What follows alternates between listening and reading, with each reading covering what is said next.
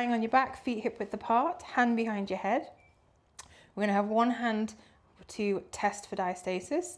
The diastasis test, we're going to actually just come up to a little sit up so that your chin is higher than your belly button. And we're going to test for diastasis here, and then we're going to come back down.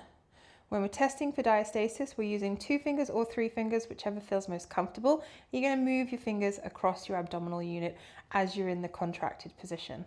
We're going to be looking for 3 things on the first round. So we're going to be looking for type of diastasis, so whether it's all the way down the midline, whether it's just in the belly button area, whether it's above the belly button, or whether it's below the belly button. So we're looking for what it looks like. Then we're going to look for tension, so how much tension is in the midline, how far we can put our fingers in, and then how wide it is as well. So let's start with that. We're going to inhale, we're going to exhale, we're going to come up, chin a little bit higher than belly button, get those fingers, and we're just going to walk the fingers across the abdominal unit, left to right, and we're just going to see where the diastasis is. So is it all the way down? Is it just by the belly button? Is it below the belly button, or is it above the belly button? And then come back down. Now we're going to see how wide it is. So we're going to look at how many fingers. So 2, 3, 4, 1. And you're going to have your fingers vertically down the abdominal unit.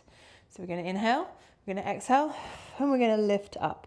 We're just going to press and see how many fingers we can count is wide, whether it's 1, 2, 3, and note whether it's wider at the belly button or whether it's smaller. Next, we're going to try and look at the tension. So how far we can press our fingers in and how springy the midline tension is. So ideally we want it to be nice and strong, but if you can have a little bit of rummage around there, we've got a little bit less tension in that midline. So that's something to note.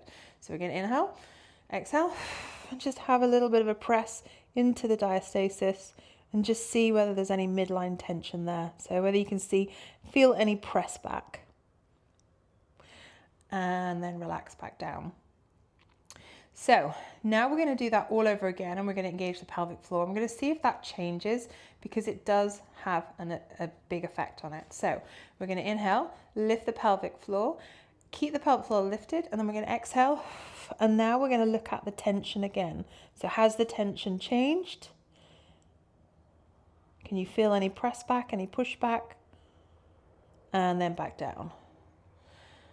And then we're going to have a look at the width. So lift the pelvic floor, exhale, fingers vertically, and we're just going to see whether that width has changed at all.